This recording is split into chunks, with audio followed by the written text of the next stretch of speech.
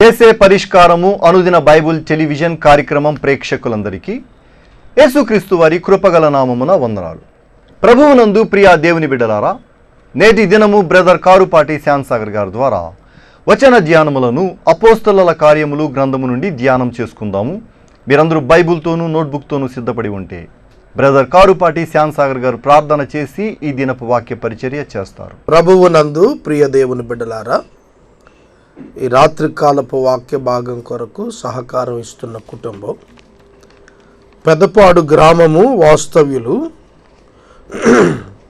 Shri Koppula salmon గారు, baby గారు, కుమార్తెలు కవిత, కల్పన గారు సహకారం ఇస్తున్నారు. కొప్పుల సాల్మన్, బేబీ గారికి ప్రత్యేక కృతజ్ఞతలు. కవిత, కల్పన గారి కొరకు ప్రార్థించుకుందాం. మమ్మను మిక్కిలిగా ప్రేమిస్తున్న మా ప్రియ తండ్రి, మీకు వందనాలు. వాక్యం కొరకు ఆశతో ఎదురు చూస్తున్న బిడ్డలను మీ లేఖన భాగాల ద్వారా బలపరచండి. వాక్యోపదేశమునకు సహకారం అందించిన కొప్పుల సాల్మన్, బేబీ గారులను, వారి కుమార్తెలిద్దరిని దీవించండి. వారు చేస్తున్న బిజినెస్ని మీరు బ్లెస్ చేయండి. మీ దాసుని ఉద్యోగంలో కృప చూపండి. ఘనత, మహిమ, ప్రభావాలు మీరు పొందండి. ఈ రాత్రికాలం ప్రభువా మిమ్మల్ని ఆరాధిస్తున్నాం. ఈ దినం ఆదివారం, ఆరాధించు దినం. మీ కృపలో మా ప్రేక్షకులను దీవించమని యేసు ప్రభు పేరిట ప్రార్థన చేస్తున్నాము తండ్రి, ఆమేన్. ప్రభువునందు ప్రియ దేవుని బిడ్డలారా, దయచేసి మీ పరిశుద్ధ బైబిల్ గ్రంథాన్ని తెరవండి. అపోస్తలుల కార్యముల గ్రంథం 2వ అధ్యాయం 43వ వచనం నుండి వాక్యాన్ని గమనించండి. అప్పుడు ప్రతివానికిని భయము కలిగెను, మరియు అనేక మహత్కార్యములను సూచక క్రియలను అపోస్తలుల ద్వారా జరిగెను. అప్పుడు ప్రతివానికిని భయము కలిగెను. ఎప్పుడు ప్రతివానికి భయము కలిగెను? ఎవరు ప్రతివారు అన్నప్పుడు? అపోస్తల కార్యముల గ్రంథం 2వ అధ్యాయంలో పరిశుద్ధాత్ముడు యేసుక్రీస్తు నామమునందు విశ్వాసముంచి దేవుని వాగ్దానం కొరకు కనిపెడుతున్న 120 మందిపై ఆయన దిగి వచ్చారు. వారు శక్తి కలిగినటువంటి వారుగా సువార్త ప్రకటన ప్రారంభించారు. దానిలో 3000 మంది ఒక్క దినానే ప్రభువును అంగీకరించారు. వారందరూ కూడా అపోస్తలుల బోధ యందును, రొట్టె విరుచుట యందును, సహవాసమందును, ప్రార్థన చేయుట యందును ఎడతెగక ఉన్నారు. అప్పుడు ప్రతివానికి భయం కలిగిన. చూడండి, ఈ లోకంలో విశ్వాసులు పరిస్థితులను బట్టి భయపడుతూ ఉంటారు. కానీ బైబిల్ చెప్తోంది, విశ్వాసులకే లోకం భయపడుతుంది. తమ హృదయంలో తాము కలిగి ఉన్న దేవుని గనుక, ఆయనను గూర్చిన వివరణ గనుక మనం పరిపూర్ణంగా తెలుసుకుంటే మనం దేనికి భయపడం. పరిశుద్ధ లేఖనాల్లో అపోస్తలులు భయపడినట్లుగా వాక్యం సెలవిస్తుంది. యూదుల భయము వలన అపోస్తలులు రహస్యంగా దాగి ఉన్నట్లు ఆయన ప్రత్యక్షతల సమయంలో, పునరుద్ధారుడైన తరువాత కనిపించిన ప్రత్యక్షతల సమయంలో మనకు కనిపిస్తుంది. యూదుల భయం వలన అరిమతయ యోసేపు కూడా రహస్యంగా వెళ్ళి పిలాతు దగ్గరికి యేసు యొక్క శవాన్ని తనకిమ్మని బ్రతిమలాడుకున్నాడు. భయపడుతున్నటువంటి వారుగా ఉన్నటువంటి విశ్వాసులు పరిశుద్ధాత్మ చేత తాకబడినప్పుడు, దర్శించబడినప్పుడు, పరిశుద్ధాత్మని యొక్క దివ్యమైనటువంటి శక్తి చేత నింపబడినప్పుడు వారిలో కలిగినటువంటి ఆత్మావేశాన్ని బట్టి వారు ఏక మనసు గల వారై, ఏకాత్మ కలిగిన వారై సహవాసంలో, రొట్టె విరుచుటలో, ప్రార్థనలో, అపోస్తుల బోధలో నిలిచి ఉండటం వలన వారిని చూచిన వారు ఆ కాలంలో భయపడ్డారు. బైబిల్ గ్రంథం అంతా కూడా ఇదే మనకు తెలియచేస్తుంది. నిర్గమకాండము మీరు చూస్తే ఐగుప్తులో నివసించినటువంటి యూదులు చాలా భయపడ్డారు. వారు ఎంతగా భయపడ్డారంటే ఫరో యొక్క కబంధ హస్తంలో వారు 400 సంవత్సరాలు చెరను అనుభవించినందున వారి యొక్క గుర్రముల, రథముల, రౌతుల శబ్దాలు వింటేనే భయపడిపోయారు. అంతగా భయపడ్డారు. అలాంటి ఇజ్రాయేలు జనాంగం దేవుని చేత విమోచించబడి ఎర్ర సముద్రం, ఆరిన నేలను దాటి, అరణ్యాన్ని దాటి వచ్చినప్పుడు యెహోషువ నాయకత్వంలో వేగులు వారు రాహాబు ఇంటికి వెళ్ళినప్పుడు రాహాబు అంది, మీ దేవుడు మీ పట్ల చేసిన కార్యాలను గురించి మేము విన్నప్పుడు మేము భయపడ్డాం, మా గుండెలు నీరైపోయాయి. మీరు తప్పక కనాను వశం చేసుకుంటారని వేగుల వారితో అని తొగరుదారాన్ని ఆమె కిటికీకి కట్టుకుంది. భయపడిన ఇశ్రాయేలీలు విమోచించబడిన అనంతరం ఇతరులు భయపడేటట్లుగా అభివృద్ధి చెందారు. ఇంకా మనం బైబిల్ గ్రంథంలో చూస్తే అబీమెలెకు కంటే భయపడేటువంటి స్థాయిలో గెరారుకు వెళ్ళినటువంటి ఇస్సాకు దేవుని యొక్క సన్నిధిని అనుభవించి ఆశీర్వదించబడిన మీదట ఇస్సాకును చూచి గెరారు వారు భయపడ్డారు. ఎందుకు? దేవుని హస్తం వారికి తోడుకుంది కనుక. లాబానంటే భయపడి పారిపోతున్నటువంటి యాకోబు మనం ఆదికాండం గ్రంథంలో చూస్తాం. పద్దనరాము నుండి, హారాను నుండి యాకోబు పారిపోతున్నాడు, పిల్లలను తీసుకుని వచ్చేస్తున్నాడు హెబ్రోను వైపు. ఆ సందర్భంగా లాబాను తరిమాడు యాకోబుని. అయితే దేవుడు ఆ రాత్రి లాబానుకు హెచ్చరిక ఇచ్చాడు. యాకోబుకు లాబాను భయపడ్డాడు. బైబిల్ గ్రంథాన్ని ఇంకా మనం చూస్తున్నప్పుడు ఇశ్రాయేలు జనాంగం యొక్క జీవితాల్లో దేవుడు చేసిన కార్యాలు, వారు భయపడే పరిస్థితి నుంచి ఇతరులను భయపెట్టే స్థాయికి వారిని అధిగింపచేశాడు. కనుక ఈ రాత్రికాలం సంఘము, క్రీస్తు యొక్క బిడ్డలు, క్రీస్తు యేసునందు విశ్వాసం ఉంచిన వారు అపోస్తలుల బోధను బట్టి, సహవాసాన్ని బట్టి, రొట్టె విరవటాన్ని బట్టి, ప్రార్థన చేయుట, ఎడతెగక కలిగి ఉండటాన్ని బట్టి ఈ లోకాన్ని జయించిన వారుగా ఉంటారు. షడ్రక్, మెషక్, అబేద్నెగోల చరిత్ర మీరు చూస్తే దానియేలు గ్రంథంలో ప్రజలంతా గజగజలాడి భయపడిపోయారు. నెబుకద్నెజరు చంపేస్తాడు, అగ్నిగుండంలో వేస్తాడని. 3 యవనులు నిలిచి చేసిన కార్యాన్ని బట్టి ఆ బబులోను వాసులంతా కూడా దేవునికి భయపడ్డారు, ఇశ్రాయేలు జనాంగానికి భయపడ్డారు. 70 సంవత్సరాల చెరలో ఉన్నటువంటి వారు అక్కడ వారు ఇండ్లు కట్టుకొని స్థిరపడే అంతటి అభివృద్ధికి వాళ్ళు వెళ్ళటానికి సహకారం ఏర్పడింది. చూడండి, బైబిల్ గ్రంథం మనకు తెలియచేస్తున్న అద్భుతమైన విధానం ఇదే. దేవుడు ఎవరికి తోడై ఉంటాడో వారిని చూచినప్పుడు లోకం భయపడుతుంది. అపోస్తలులు ఒకప్పుడు భయపడిన వారు, కానీ వారిని చూస్తే లోకం భయపడింది.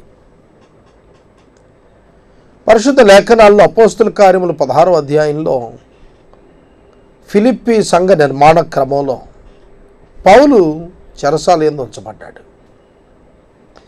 చెరసాల నాయకుడు పౌలుకు బొండ వేసి వీపును బెత్తాలతో కొట్టించాడు. ఖైదీలు వాస్తవంగా చెరసాల నాయకుడికి భయపడాలి. అయితే ఆ రాత్రి పరిశుద్ధుడైన పౌలు తన బృందంతో ప్రార్థించాడు, కీర్తనలు పాడారు. అకస్మాత్తుగా మహాభూకంపం వచ్చింది.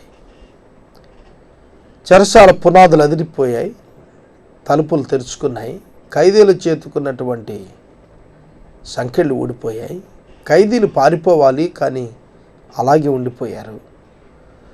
ఆ శబ్దం విని వచ్చినటువంటి చెరసాల నాయకుడు తనను తాను చంపుకోబోయాడు. పౌలు అన్నారు, నీవు ఏ హాని చేసుకోవద్దు, మేమంతా ఇక్కడే ఉన్నాం, ఎవరం పారిపోలేదని. అతడు గడగడలాడుచు, ఆ చెరసాల నాయకుడు గడగడలాడుచు పౌలు శీలలకు సాగిలిపడి వందనం చేసి, అయలారా రక్షణ పొందుటకు నేనేం చేయాలన్నాడు. చూడండి, వారిని భయపెట్టిన వాడు వారికి భయపడే స్థాయికి ఎట్లా వచ్చాడు. అప్పుడు వారికి భయం కలిగింది, ప్రతివాడికి భయం కలిగింది అన్నాడు లూకా భక్తుడు రాస్తున్నప్పుడు. ఈ దినం ప్రభు బిడ్డలు లోకాన్ని భయపెట్టగలిగిన వారు ఉన్నారా? లోకాన్ని చూచి భయపడేవారు ఉన్నారా?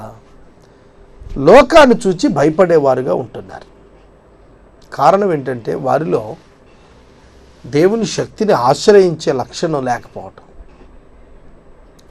దేవుని యొక్క శక్తిని ఆశ్రయించటం విశ్వాసము ద్వారా, ప్రార్థనా శక్తి ద్వారా, ఐక్యత ద్వారా, లేఖనాలను అనుభవంలో తెలుసుకోవటం ద్వారా మనం ఆధ్యాత్మికంగా బలోపేతం అవుతాం.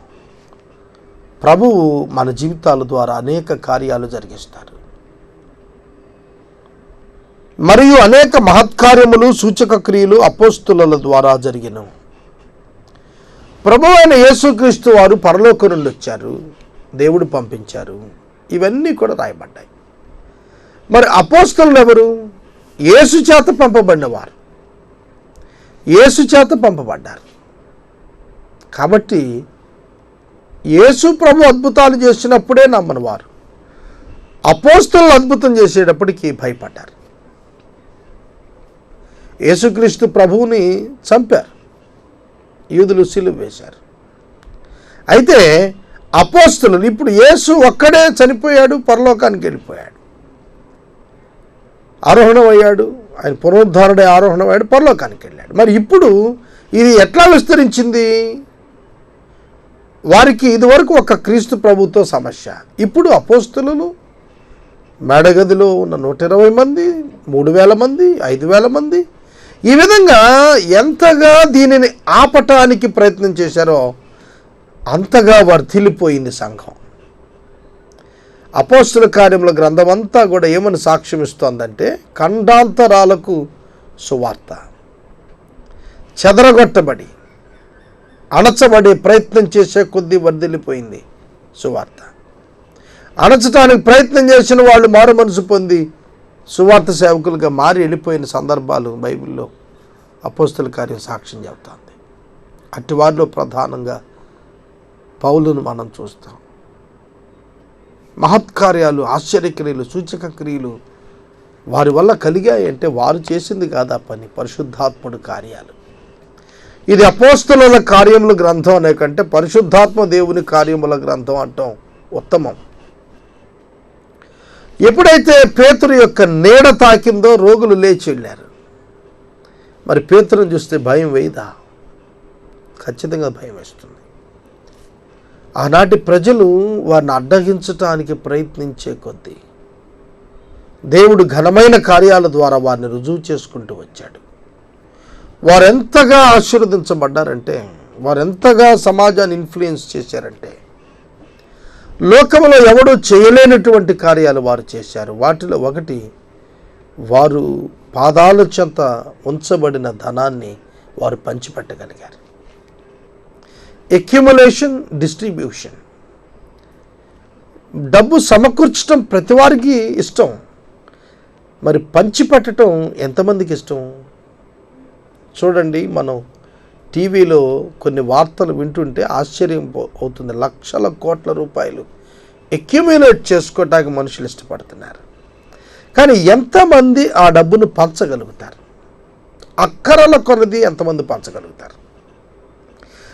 అక్కడ విచిత్రంగా పరిశుద్ధాత్మ దేవుడు జరిగించిన కార్యం ఏంటంటే, ఎవరికి అవసరం ఉందో వారు చక్కగా అవసరం తీర్చబడేటట్టుగా డబ్బు పొందే అవకాశం అపోస్తలులు ఏర్పాటు చేశారు. తమ పాదముల చేత ఉంచబడినటువంటి ఆ చరాస్థిర ఆస్తులు అమ్మినటువంటి ఆ ధనాన్ని ప్రజల అక్కర్ల కొరకు పంచిపెట్టారు. ద్వితీయ ఉపదేశ కాండంలో ధర్మశాస్త్రం చొప్పున నడిచినట్లయితే ఎవడు ప్రజలలో బీదవాడు అని ప్రభు ప్రశ్నిస్తున్నాడు. అవునండి, చాలా కొద్ది మంది చేతిలో డబ్బు ఉండిపోయింది, వనరులు నిలిచిపోయాయి, స్టాగ్నెట్ అయి బ్లాక్ అయిపోయినాయి ఉన్నాయి. చూడండి ఎంతమంది మనీని బ్లాక్ చేసేసుకుంటున్నారు. అది సర్క్యులేషన్లోకి వస్తే ఎంత అభివృద్ధి ఉంటుంది, ఎందరి అవసరాలు తీరుతాయి. అసలు పేదవాడు ఎవరండి? బైబిల్ చెప్తోంది, దేవుడు మనుషులు పేదగా అయిపోయేటట్టుగా సృష్టించలేదు పరిస్థితుల్ని. మనుషులలో స్వార్థం పెరిగిపోయి వారు అక్యుములేట్ చేసుకుంటున్నారు, డిస్ట్రిబ్యూట్ చేయటానికి ఇష్టపడటం లేదు. చూడండి, 5,000 మందికి ఆహారం పెట్టమని ప్రభు విస్తారమైనటువంటి విధానంలో 5 రొట్టెలు 2 చిన్ని చేపలను పెంచితే వారు డిస్ట్రిబ్యూట్ చేసేశారు. చెయ్యగా 12 గంపలు మిగిలాయి. అలా ఎందుకు ఆలోచించం? అలా ఆలోచించాలంటే ఒక వ్యక్తి మారు మనసు పొందిన వాడై ఉండాలి. ఇవాళ మారు మనసు పొందిన వారు మనం చెప్పుకుంటూ అక్యుములేట్ చేసుకుంటూ ఉన్నటువంటి అవిశ్వాసులను పోలి నడుస్తున్న విశ్వాసులు చాలామంది కనిపిస్తున్నారు. అది ప్రభునామానికి అవమానం. దేవుడు మనల్ని ఈ లోకంలో ఉంచింది పంచిపెట్టు వారిగా ఉంచాడు. అపోస్తలులు ఆశీర్వాదాలు పంచారండి, ప్రజలకు పంచేవారుగా ఉన్నారు. తమ యొద్ద ఉన్న యేసునామాన్ని శృంగారముల దేవాలయం యొద్ద మెట్ల మీద కూర్చుని ఉన్న కుంటివానికి వాళ్ళు షేర్ చేశారు, ఇచ్చారు. ఈ రాత్రికాలం నేను మనవి చేస్తున్నాను, ధనాపేక్ష చేత కొట్టుమిట్టులాడుతున్నటువంటి వారికి శ్రమ. ధనము కలిగి ఉండటం తప్పు కాదు, పాపం కాదు. ధనాపేక్ష కలిగి ఉండటం తప్పు, పాపం. అపోస్తలులు చేసిన కార్యం ఏంటంటే, వారు విశ్వసించిన వారు ఏకముగా కూడి తమకు కలిగినదంతా సమష్టి ఉంచుకున్నారు. ఇదిగాక వారు తమ స్థిరాస్తులు అమ్మి అందరికీ వారి అక్కర కొలది పంచిపెట్టారు. అందుకే లోకం భయపడింది వారికి. వారి యూనిటీ చూసి, వారి వన్నెస్ చూసి, వారి యొక్క స్పిరిచువల్ మైండ్ సెట్ చూచి, నిన్ను వలె నీ పొరుగువారిని ప్రేమించుము అన్న ధర్మశాస్త్ర సంపూర్ణ వాక్యాన్ని సంపూర్ణంగా నెరవేర్చిన వారి దాతృత్వపు జీవితాన్ని చూచి ప్రజలకు ఆనాడు భయం కలిగింది. సోదరుడా, సోదరి, ఈ దినం సంపాదించుకున్నవాడంటే ఎవరికి భయం ఉండదు, పంచిపెట్టేవాడంటే భయం ఉంటుంది. ఎందుకంటే అతడు అనేకులు సంపాదించుకుంటాడు పంచిపెట్టడం ద్వారా. ప్రభు అయిన యేసుక్రీస్తు ప్రభువుని ఈ లోకానికి దేవుడు ఇచ్చేశాడు, అనేక మందిని సంపాదించాడు. సోదరుడా, సోదరి, పంచిపెట్టుట యుక్తం, దాచుకున్నట్టు కాదు. తదుపరి వచనం, వారు ఏక మనస్కులై ప్రతిదినము దేవాలయములో తప్పక కూడుకొనుచు ఇంటింటా రొట్టె విరుచుచు దేవుని స్తుతించుచు ప్రజలందరి వలన దయ పొందిన వారైరి. చూడండి ఎన్ని మంచి విషయాలు రాశాడు ఇక్కడ. ఏక మనస్సులు, 1 మైండ్. చాలా జాగ్రత్తగా వినాలి. బైబిల్ ఎప్పుడు విశ్వాసులలో ఒకే మనస్సు ఉండేట్టు చేస్తుంది. ఆ మనస్సు యేసు మనస్సు. ఫిలిప్పీ సంఘానికి పౌలు ఉత్తరం రాసినప్పుడు ప్రభు అయిన యేసు క్రీస్తునకు కలిగిన మనస్సు మీరు కూడా కలిగి ఉండండి అన్నాడు. యేసు యొక్క మనస్సుతో ఐడెంటికల్ మైండ్ ఉండాలి మనకి. అప్పుడే మనం దేవునితో ఏక మనసు కలిగిన వారం అవుతాం. తండ్రి, నా చిత్తం కాదు నీ చిత్తం సిద్ధించును గాక అనే మనస్సు యేసు మనస్సు. యేసు మనస్సు తగ్గించుకోవటం, అర్పించుకోవటం, ప్రేమించటం. ఈ మనస్సు ఎప్పుడు మనం విశ్వాసంలోనికి వచ్చామో ప్రభు అనుగ్రహిస్తారు. దానిని మనం కాపాడుకుంటూ, మారు మనసును కాపాడుకుంటూ, అనుదినం దాన్ని రెన్యూల్ చేసుకుంటూ చక్కటి ప్రోగ్రెస్లోకి తెచ్చుకోగలిగితే సమాజానికి మేలు కలుగుతుంది. ప్రతిదినము దేవాలయములో కూడుకొనుచు అనలేదు, తప్పక కూడుకొనుచు, కంపల్సరీ అటెండెన్స్. దేవాలయంలో దేవుడు లేడు అనేది క్రైస్తవులుగా మొదటి శతాబ్దపు క్రైస్తవులకు తెలుసు. మరి అటువంటిప్పుడు దేవాలయాలు ఎందుకు కూడుకుంటున్నారు వాళ్ళు? ఇట్ ఇండికేట్స్ వారి యొక్క భక్తి, వారి భక్తిని వారు చూపించారు. దేవాలయంలో కూడుకోవటం వారి భక్తి, ఇంటంటా రొట్టె విరవటం వారి సహవాసం. కనుక ఈ పబ్లిక్ కన్ఫెషన్ ఉంది చూశారు, ఇంటంటా రొట్టె విరవటం అది ఇంట్లో జరిగే సంగతి. ఎవరింట రొట్టె విరుస్తుంటే మిగతా వాళ్ళు వెళ్ళేవాళ్ళు, అలా ప్రతి ఇంట రొట్టె విరిచేవాళ్ళు. దాంతో కమ్యూనికేషన్ పెరిగింది, రిలేషన్షిప్ డెవలప్ అయింది, రెస్పాన్సిబిలిటీ షేరింగ్ ప్రారంభమైపోయింది. చూడండి ఎంత గొప్పకుందో ఇది. ఎప్పుడైతే ఫెలోషిప్ ఉందో రెస్పాన్సిబిలిటీస్ షేరింగ్ వచ్చేస్తుంది. రిలేషన్షిప్ ఫెలోషిప్ ద్వారా స్ట్రాంగ్ అవుతుంది, బలపడింది. ఒకరికొరకొకరు త్యాగం చేసుకునే స్థితికి వచ్చారు, ఒకరికొకరు సమర్పించుకునే స్థితికి వచ్చారు. ఇది ఎట్లా సాధ్యమైంది? రొట్టె విరచడం వల్ల సాధ్యమైంది. ఇంటింటా రొట్టె విరిచారు, ఎవరింట రొట్టె విరిచినప్పుడు ఇతరులు ఆ ఇంట పాల్గొనేవారు. ఇది ఎడతెగక చేశారు వాళ్ళు. అంటే ఎక్కడ బ్రేక్ రాకుండా, ముఠాతత్వం రాకుండా, ఏ కమ్యూనల్ బ్యారియర్స్ లేదా సోషల్ బ్యారియర్స్ రాకుండా వారు దానిని నిత్యం ఆచరిస్తూ వారు ఐక్యంగా ఉండటానికి ఇష్టపడ్డారు. అంతేకాదు వారు దేవుని స్తుతించారు. ఇది వండర్ఫుల్ అండి. తమకిచ్చిన రక్షణ భాగ్యాన్ని బట్టి దేవుని స్తుతించారు మరియు ప్రజలందరి వల్ల దయ పొందారు. ఈ క్రైస్తవులు, మొదటి శతాబ్దపు క్రైస్తవులు, మొదటి శతాబ్దపు నాన్ క్రిస్టియన్స్ ద్వారా దయను పొందారు. పగను కాదు, కోపాన్ని కాదు, అసహ్యాన్ని కాదు, దయ పొందిన వారుగా ఉన్నారు. మనుషుల దయ. ఈనాడు విశ్వాసులు చాలామంది అనుకునేది ఏంటంటే, మనల్ని నాన్ క్రిస్టియన్ గ్రూపు డినై చేయాలి అని అనుకుంటారు, కానీ వాళ్ళు యాక్సెప్ట్ చేయాలి అనేటట్లుగా ప్రవర్తించం. మనం మనుషుల చేత దయ పొందిన వారుగా అపోస్తుల సమయంలో సంఘం ఉన్నట్లు పరిశుద్ధాత్మ దేవుడు ఇక్కడ రాయించాడు. మనుషులు అనగా క్రైస్తవేతరులు మీ పట్ల దయగా ఉంటున్నారా? మీ జీవితం మారి వాళ్ళ కనుల ఎదుట పుస్తకంగా తెరవబడినట్లు కనపడితే ఖచ్చితంగా మీ పట్ల వారు దయ కలిగి ఉంటారు. నీ జీవితం నిజంగా మారితే, నీ జీవితంలో ప్రేమ ప్రవహిస్తే, నిన్ను ద్వేషించటం ప్రారంభించిన వారు సైతం ద్వేషాన్ని ముగించుకొని నీ ప్రేమ ప్రవాహంలో క్రీస్తు చెంతకు, సిలువు చెంతకు చేరిపోతారు.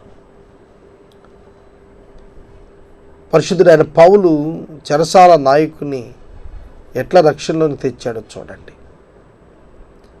తనను తాను చంపుకోబోతుంటే చావనీయలేదు, ఆగమన్నాడు. అతను రక్షించబడటానికి మార్గాన్ని చూపించాడు. ఈ రాత్రికాలం మనం రక్షణ పొందటానికి ఇతరులకు మార్గాన్ని చూపించగలిగితే మన జీవితం ధన్యమైనట్టే. మన జీవితం ద్వారా వారి జీవితాన్ని ప్రభావితం చేయటం ఎప్పుడు ప్రారంభిస్తామో మనుషులు మనలను అభిమానించటం, ప్రేమించటం ప్రారంభిస్తారు. నీ మాట వలన, నీ క్రియ వలన క్రైస్తవేతర జీవితాలను ప్రభావితం చేయగలిగినప్పుడు వారు క్రీస్తు చెంతకు ఆకర్షించబడతారు. నీ బోధలు కాదు, నీ జీవిత విధానం. బోధలు ఎక్కువైపోయాయి క్రైస్తవ్యంలో. రోల్ మోడల్స్ లేరు. రోల్ మోడల్స్ లేకుండా ఎంత శబ్దం మనం చేస్తే ఏంటి ఉపయోగం? గణగణ మోగిడి తాళంలాగా ఉంటే ఏమిటి ప్రయోజనం ప్రేమ లేకుండా? కనుక క్రైస్తవ సంఘం అపోస్తలుల సమయంలో ప్రజలను విస్తారంగా ప్రేమించారు. ఆ ప్రేమకు, ఆ ప్రేమ ప్రవాహానికి అనేకులు ముగ్ధులై వారి యందు దయ కల్పించారు. ఆనందముతోనూ నిష్కపటమైన హృదయముతోనూ ఆహారము పుచ్చుకొనుచుండిరి. నిష్కపటమైన హృదయం, శుద్ధ హృదయం, పవిత్ర హృదయం, ఏ విధమైనటువంటి పాప పంకెల స్వభావానికి చోటు లేని హృదయం కలిగి వారు జీవించినప్పుడు ప్రభువు రక్షణ పొందుతున్న వారు అనుదినం వారితో చేర్చబడుచు వచ్చారు. ఇదండి, ప్రజలు రక్షించబడాలి అంటే సంఘంలో జీవము ప్రేమ ప్రవహించాలి. సంఘములో జీవము ప్రేమ ప్రవహించినప్పుడే, ఒక దైవజనులలో జీవము ప్రవహించినప్పుడే సంఘం కట్టబడుతుంది, ప్రజలు నిర్మించబడతారు, ఆధ్యాత్మిక జీవితాలు బలపరచబడతాయి, అనేక మంది దైవ సేవకులకి సమాజంలోనికి వెళ్ళగలుగుతారు. భక్సింగ్ గారు అదే రాశారు. పరిశుద్ధాత్మ కార్యములు అనే పుస్తకంలో రాస్తూ ఆయన సేవకులలో జీవం ప్రవహించాలన్నాడు.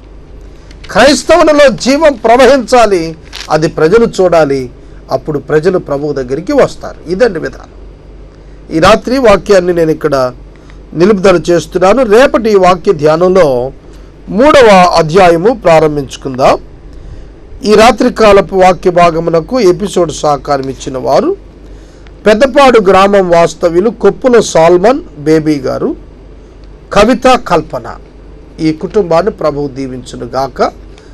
ఎపిసోడ్ స్పాన్సర్స్ కావాలి, ఈ మాసం మిగిలిన దినాలకి ముందుకు రమ్మని ప్రేమతో ఆహ్వానిస్తున్నా. మనము ఇంతవరకు బ్రదర్ కారుపాటి శ్యాంసాగర్ గారి ద్వారా వచన ధ్యానములను అపోస్తలుల కార్యములు గ్రంథము నుండి ధ్యానం చేసుకున్నాము. ఈ కార్యక్రమం ద్వారా మీరు పొందుకొనుచున్న ఆత్మీయ మేలులు ఒక ఉత్తరం ద్వారా మాకు తెలియచేయండి. మీ ప్రార్థనా మనవులు మాకు తెలియచేస్తే ఏసే పరిష్కారం కార్యాలయంలో ఏర్పాటు చేసిన ప్రత్యేక ప్రార్థనా శిబిరంలో మీ కొరకు ప్రార్థిస్తాం. మీ కుటుంబ పక్షముగా ఒక ఎపిసోడ్ ప్రసారం చేయాలనుకునేవారు మాకు తెలియచేయండి. ముగింపు ప్రార్థన ఆశీర్వాదాలతో ఈ కార్యక్రమాన్ని ముగించుకుందాం. ప్రార్థన చేసుకుందాం. దయచేసి తలల వంచండి, ప్రార్థనలో ఏకీభవించండి. మమ్మలను మిక్కిలిగా ప్రేమిస్తున్న మా ప్రియ తండ్రి, ఈ ఆదివారం ఈ రాత్రి కాలం మేమంతా నిన్ను స్తుతిస్తున్నాం, ఆరాధిస్తున్నాం, ప్రార్థన చేస్తున్నాం. మా ప్రేక్షకులు సత్యాన్ని గ్రహించి సువార్తను వ్యాపింపచేయటానికి వారి జీవితాల్లో దేవుని యొక్క జీవము ప్రేమ ప్రవహించినట్లు కృపా సహాయం నాకు మాకు ఇమ్మని అడుగుచున్నాం. ఎపిసోడ్ సహకారం ఇచ్చిన మీ దాసులు పెద్దపాడు నివాసి సాల్మన్ బేబీ దంపతులను, కవిత కల్పన బిడ్డలను దీవించమని ప్రార్థన చేస్తున్నాం. నూతన ఎపిసోడ్ స్పాన్సర్స్ను దయచేయమని ప్రార్థిస్తున్నాం. మా ప్రేక్షకులను ఆశీర్వదించమని యేసు ప్రభు పేరిట వేడుకొనుచున్నాము తండ్రి, ఆమెన్. మన తండ్రి అయిన దేవుని ప్రేమ, కుమారుడైన యేసయ్య కృప, పరిశుద్ధాత్మ దేవుని యొక్క అన్యోన్య సహవాసం సదాకాలం మనందరికి తోడై ఉండునుగాక. ఆమెన్.